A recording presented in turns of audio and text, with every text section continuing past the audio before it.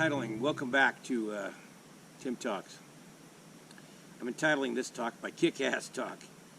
And so if I get a little intense on this talk, bear with me. Yeah, I am intense about this.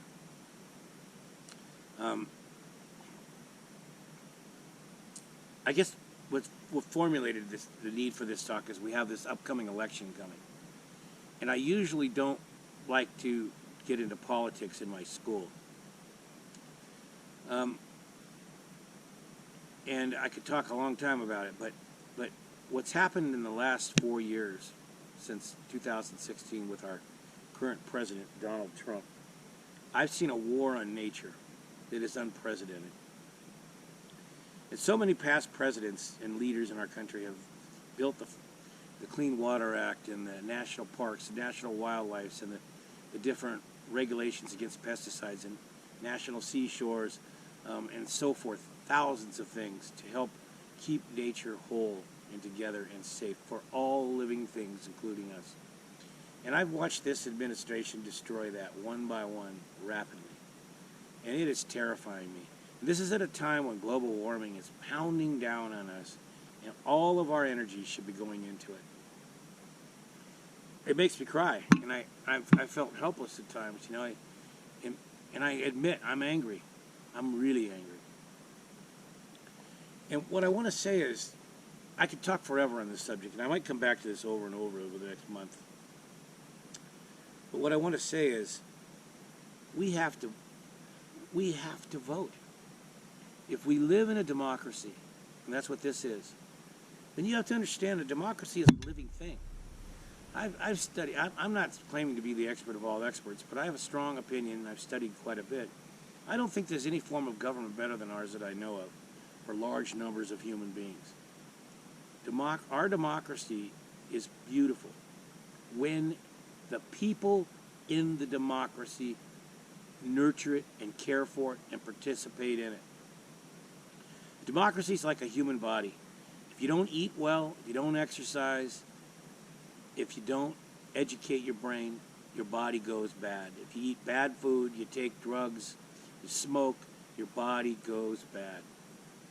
You have to own it. Your body is sacred, and you have to manage it, caretake it.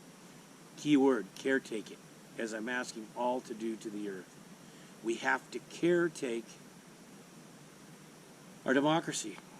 And I can't believe in the last election when that guy Trump got elected, I asked countless people that I know, and they love nature, in their 20s if they voted, and almost all of them said no. I looked at each one and I said, you gave us this administration. All the damage that's coming on to the earth from this, you are responsible for it. You might as well just go out and start destroying the woods and killing animals, because that's exactly what you've done by not voting. The one sacred right that it makes a democracy work is if every single person owns voting. And in order to be a good voter, you have to add to that, you have to educate yourself well. Learn what is right, what is wrong, and what you believe in. And then you have to also participate. You have to volunteer. You have to march, and let your feelings be known. Write letters. But nothing happens without voting in a democracy. If you don't vote, the bad guys win. So everybody who didn't vote last time in 2016, or wrote in someone else other than Hillary Clinton, because she would have been good for the earth.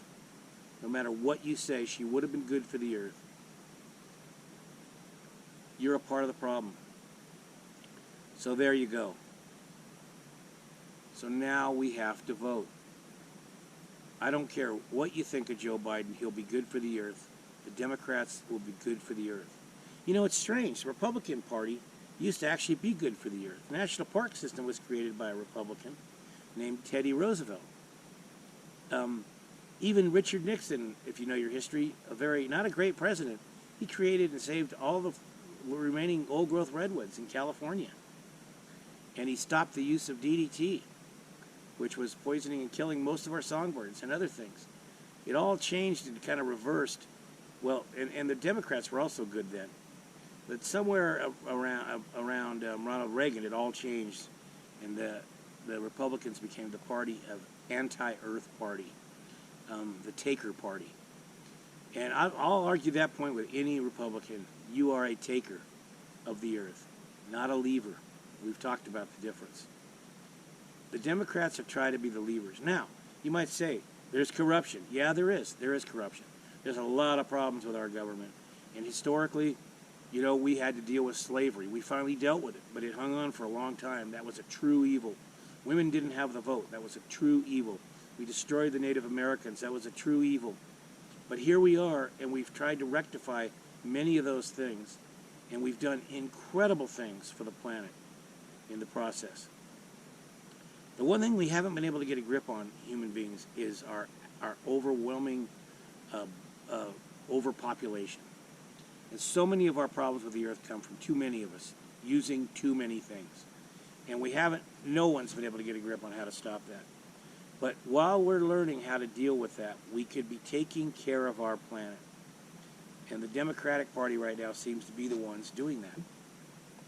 Or, if you're a Republican, make it come back.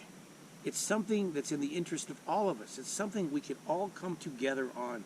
It doesn't have to be a political thing to care for the planet. And I mean, we can still, businesses might say, big business, well, there's not going to be oil, there's not going to be mining. We can do many things and find ways for everyone to win. Yes, there's going to be some suffrage and difficulty.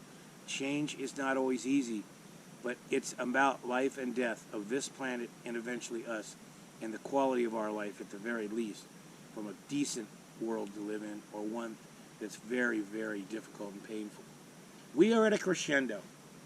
This is the defining moment in human time on the planet.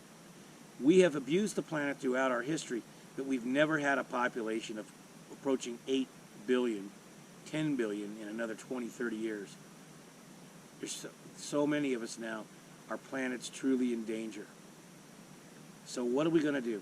Vote, participate, join organizations. I've always belonged to nature organizations, but when Trump got elected, I joined every one, something like 20 of them. It only costs something like 20 to 50 bucks per organization. And I donate to them, and I do all I can. So I'm going to say, get out and vote, and tell every friend, own it, because this is the time. And if we don't seize this moment, it will be too late, and the earth will take care of herself. And what that means is she'll start to get rid of us. We've learned with the COVID-19 virus how vulnerable we are. It's a great moment for us to learn. But in that vulnerability, we could come together. We could survive the virus, care for our earth, and come out of it stronger and more amazing than ever. I think I'm going to talk more about this in the future in more detail, but I wanted to lay that foundation for that now. Please vote. Hope.